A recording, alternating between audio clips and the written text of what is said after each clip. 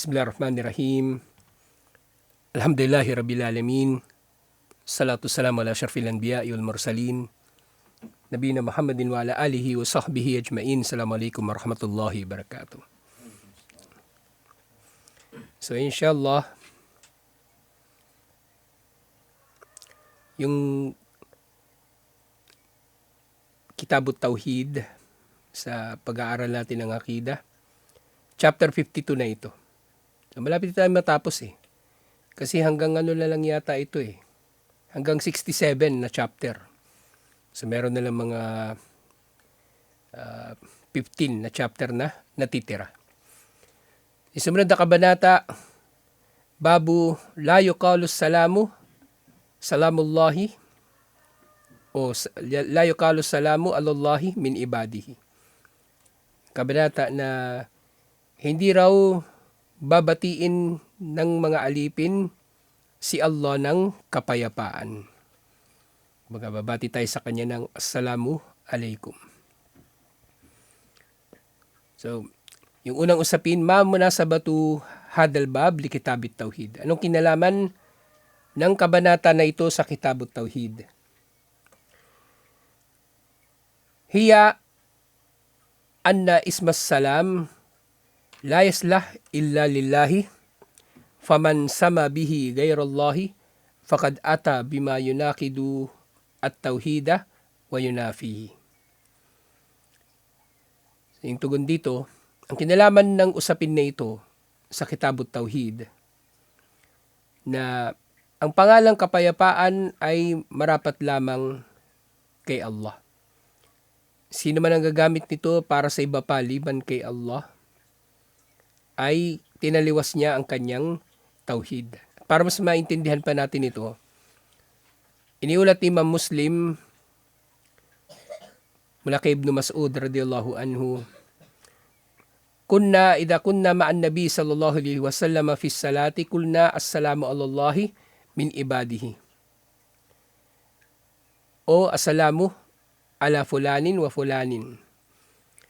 So pag nagsasala daw sila noon, kasama si Propeta Muhammad sallallahu alaihi wasallam, sinasabi nila, ang kapayapaan ay kay Allah mula sa kanyang mga alipin. Kaya yung pagbati ng kapayapaan mula sa kanyang alipin ay para kay Allah. Pagbati ng kapayapaan kay Allah mula sa kanyang mga alipin. At kaya hindi sinasabi nila, assalamu ala fulanin wa fulan. Pagbati ng kapayapaan para kay pulano at pulano. Faqala an-nabiy sallallahu alaihi wasallam, at sinabi ni Propeta Muhammad sallallahu alaihi wasallam tungkol dito, la taqulu, huwag ninyong sasabihin, assalamu alallahi, fa innallaha huwas salam. Huwag ninyong sasabihin ang pagbati ng kapayapaan ay kay Allah, o pagbati ng kapayapaan kay Allah, dahil si Allah mismo ang kapayapaan. So hindi mo na siya kumbaga kailangan pang gawin. Kasi siya na yung kapayapaan mismo, at hindi mo na siya kailangang batiin ng assalam. Di ba yung isa sa mga dhikr pagkatapos ng salah, Allahumma antas salam wa minkas salam tabarakta ya dal jalali wal ikram. O Allah, ikaw ang kapayapaan at mula sa iyo nagmumula ang kapayapaan. Luwalhati sa iyo o nagtatangan ng karangalan at kadakilaan. So hindi kailangan tatawagin o babatiin si Allah ng kapayapaan. Sa sumunod na usapin, ishrah hadal hadith mubayyinan ma'na salam al-matlub and at-tahiyyati fi qawlil muslim assalamu alaikum. So linawin daw ang hadith na ito na nagbibigay ng linaw sa kahulugan ng pagbati ng assalamu alaikum ayon doon sa nababanggit doon sa hadith ni Imam Muslim. So nangyari kasi dito, kana sahabatu radhiyallahu anhum fi awwalil Islam yaquluna fi salati qabla an yufrada alaihim at-tashahhud assalamu alallahi min ibadihi. Sa mga sahaba daw doon sa mga unang araw, di ba kailan lang naman na isabatas yung sala na 5 beses at yung kumbaga naitaguyod na yung mga panuntunan nito. Pangilang taon lang? Pang 10 taon, di ba? Yung sa Al-Isra wal Mi'raj, pang 10 taon. Pero doon sa mga panahon na nauna pa doon, meron na ring sala. Pero dalawa lang. Sa umaga at sa hapon. Pero yung sala na yon, maaring ganoon na rin yung kanyang itsura. Na merong mga ruku at merong mga sujud, pagtayo at pagupo. At meron ding tasyahud na katulad ng ginagawa natin ngayon. So doon sa mga unang araw na yon, sila sambit nila doon sa tasyahud o bago magtasyahud, bago pa isinabatas yung tasyahud, kumbaga. Bago pa isinabatas yung, ganun pala, no? Bago pa isinabatas yung tasyahud. Sinasabi nila, doon sa pag-upo, pagbati ng kapayapaan kay Allah mula sa kanyang mga alipin. At kaya hindi sinasabi nila, Assalamu ala Jibril wa Mikail. Sinasabi nila, pagbati ng kapayapaan para kina Jibril at Mikail. Pero dumating yung panahon na pinagbawalan sila ni Propeta Muhammad sallallahu alaihi wasallam dito. Fanahahum an-nabiyyu sallallahu alaihi wasallam an dalika lianna as-salama du'a bis-salamati wallahu ta'ala huwal mad'u wa huwa as-salamu ay salim min kulli aibin wa naqsin wa an mamathalati ahadin min khalqihi. So kumbaga, ang pagbabawal na ito, ang pangunahing kadahilanan niya, walang pangangailangan. Walang pangangailangan na batiin natin si Allah ng Assalamu alayka, kumbaga, o Assalamu alallah. Kasi ang ibig sabihin na Assalamu alayka, sumaiyo ang kapayapaan. O Assalamu alallah, mapakay Allah o sumakay Allah ang kapayapaan. Hinihiling natin na magkaroon ng kapayapaan si Allah. Samantalang, ito nga ang pagbati ng salam ay dua. Bisalama, humihiling ka na maging ligtas siya o maging payapa, maging panatag. Samantalang si Allah, siya yung dinadasalan natin. At siya ang mismong kapayapaan. Yung katulad na banggit doon sa dikir kanina. Allahumma antas salam wa minkas salam. At siya yung salim. Ibig sabihin siya ang nagdudulot na magkaroon ng kapayapaan, kapanatagan, seguridad at iba pang may kinalaman dito. At siya ay salim din, ibig sabihin salim, ligtas. Mula sa lahat ng kapintasan, mula sa lahat ng kakulangan, o anumang pagkakatulad sa alinman o sino man sa kanyang mga nilikha. Perpekto si Allah. So isa rin yun sa kahulugan ng pangalan ni Allah na As-Salam. Kaya mayroong pangalan, di ba? Abdus Salam, alipin ng kapayapaan na isa sa mga pangalan ni Allah. Ng kahulugan ng pagiging As-Salam ni Allah, sa kanya nanggagaling yung kapayapaan at gayon din siya ay walang kapintasan. Salamat talaga. Wa huwal musallimu li ibadihi minal afati wal baliyat. So, si Allah, siya ang may-ari ng kapayapaan, sa kanya nanggagaling ang kapayapaan, siya mismo ang kapayapaan, at siya ay ligtas o malayo mula sa anumang kapintasan. Na hindi lang ito para sa kanya, kumbaga yung kaligtasan na yun, kapayapaan na yun, kumbaga hindi lang si Allah, para sa kanyang sarili niya yung pinapairal, kundi pinapairal din niya ito sa kanyang mga alipin.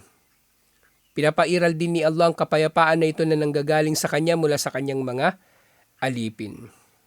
Yung nga, wahul musallimu li ibadihi. Siya ay nagdudulot na sila ay magkamit ng salam o kapayapaan o kapanatagan mula sa anumang mga sakuna o iba't iba pang mga panganib at kalamidad. Kabilang sa mga kahulugan ng As-Salam. Ngayon, kung babatiin nga natin si Allah ng As-Salam, so magkakaroon na ng kontradiksyon. So parang sinasabi natin, maging ligtas ka nawa o Allah. So di ba? Magiging tama ba 'yun?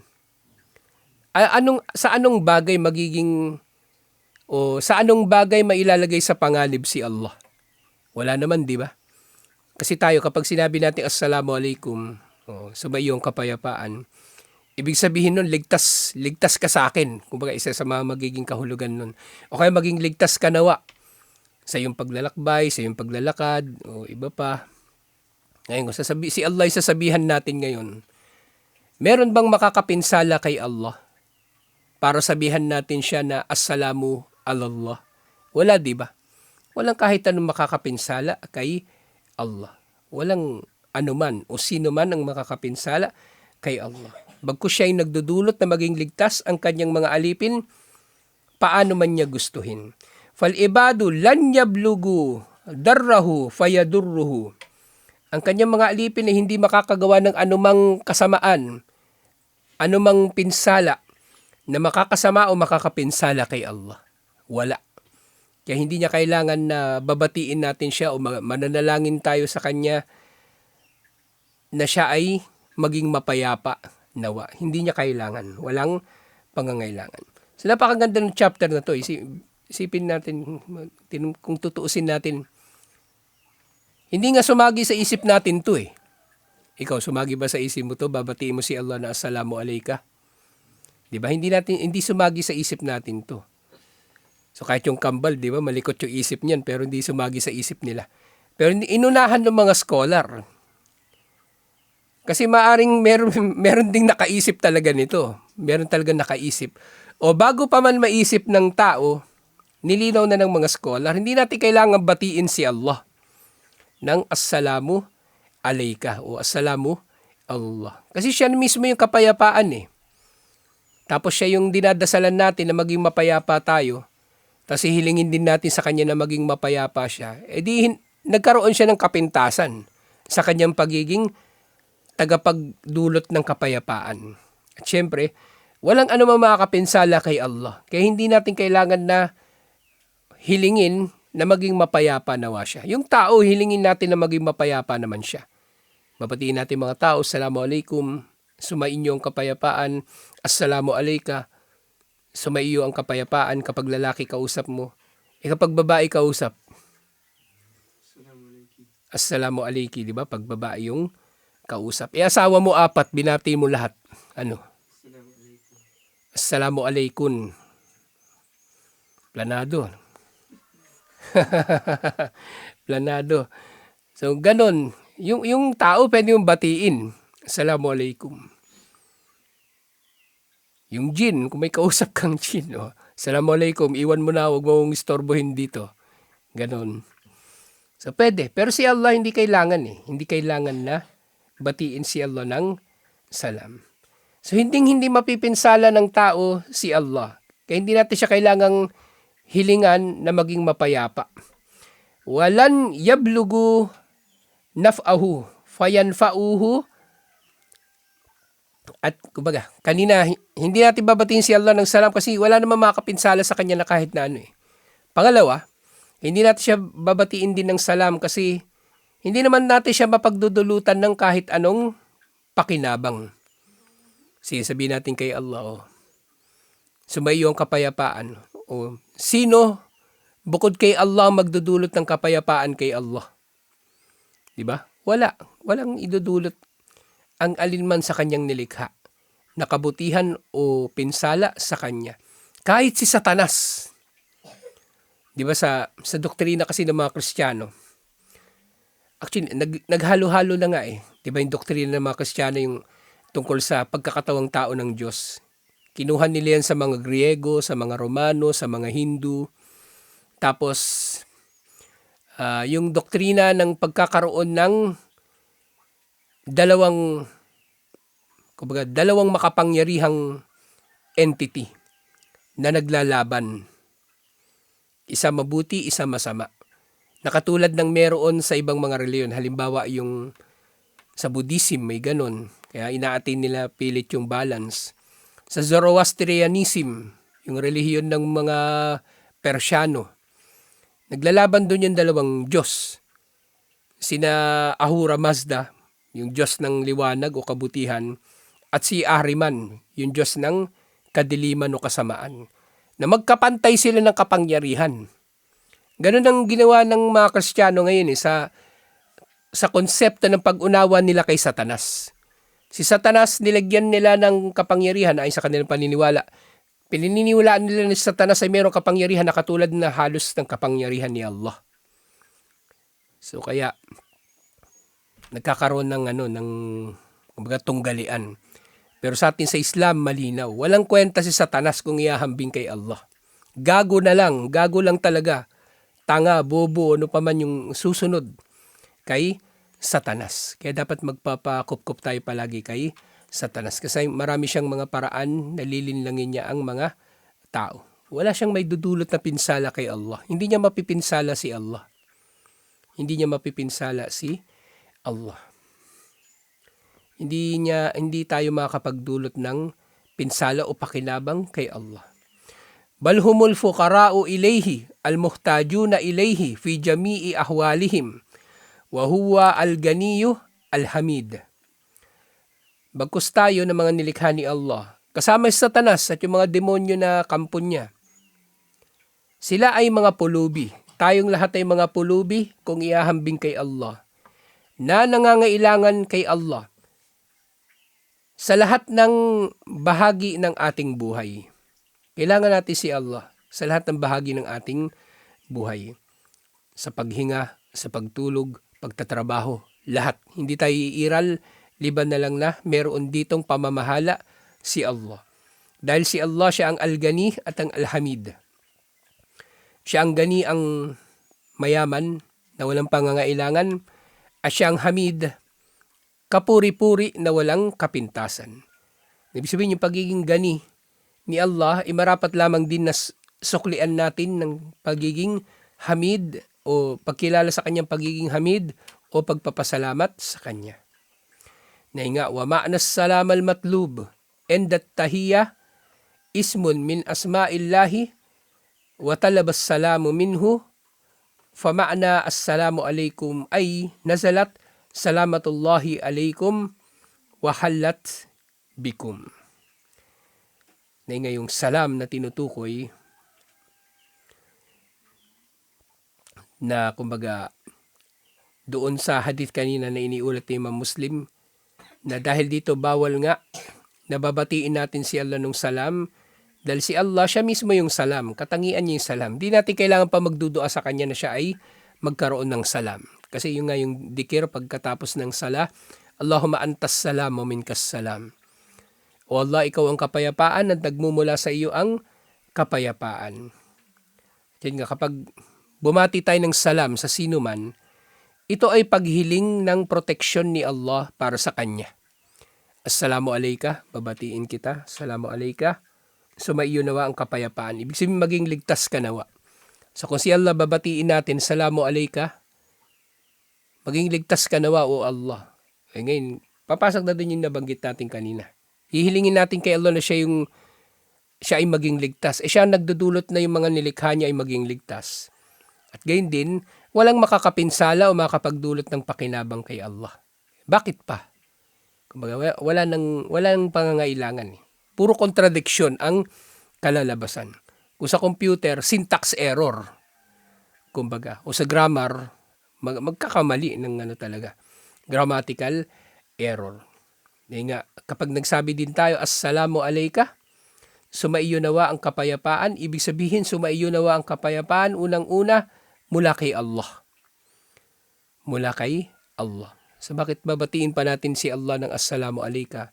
Samantalang tangan na ni Allah ang kapayapaan. Nanggagaling ito sa Kanya. Wala tayong may paparating na kapayapaan kay Allah. Kasi sa Kanya nagaling yun eh. Tayo ang may pangangailangan kay Allah. Kaya kung sino man ang babatiin natin ng salam, yun yung kapwa natin tao. Yun yung kapwa natin tao. O mananampalataya. Mananampalataya. Kaya nga doon sa aya, وَإِذَا جَاءَكَ الَّذِينَ يُؤْمِنُونَ بِآيَاتِنَا فَقُلْ سَلَامٌ عَلَيْكُمْ. Kapag dumating sa iyo ang mga nananampalataya sa aming mga tanda, sabihin mo, Assalamu alaikum. Sabihin mo, Assalamu alaikum. Kasi hindi rin pwedeng babatiin mo ng salam yung kuffar. Yung mga hindi mananampalataya, babatiin mo ng salam, hindi pwede. Hindi pwede. Kung mauna silang babati, ay pwede kang sumagot, wa alaikum. Ganoon. Pwede kang bumati. O pwede kang sumagot sa kanilang pagbati. Pero yung mauna kang babati, hindi pwede. Kaya kung di ka sigurado, kasi pwedeng ganun man yung kalagayan, di ba? Hindi mo alam, ano ba ito? Muslim ba ito? Hindi, may babalbas eh. Di ba? Tapos yung isang babae doon, nakabelo. Sabi mo, Assalamualaikum. Mahihiya ka pa magtanong kung Muslim ba sila eh. Kasi baka masasaktan yung damdamin. Di ba? Assalamualaikum. Taga saan kayo? Gusto mo lang malaman taga saan. Hindi. Diyan kami sa bundok. Member kami ng kulto. Kulto pala sila. Kaya pala bahabay balbas. Nakabelo yung babae. Pag ganun, wala kang kasalanan dun. Kasi nanigurado ka lang eh. Nanigurado ka. Kasi mamaya Muslim pala yun. Tapos hindi mo binati ng salam. Magtampo pa sa'yo. Picturean ka, tapos paglagay sa Facebook, meron ng X yung mukha mo. Itong brother na to, tandaan yung pagmukha niya, hindi kami binati niya ng salam, hayop na yan. Istabero.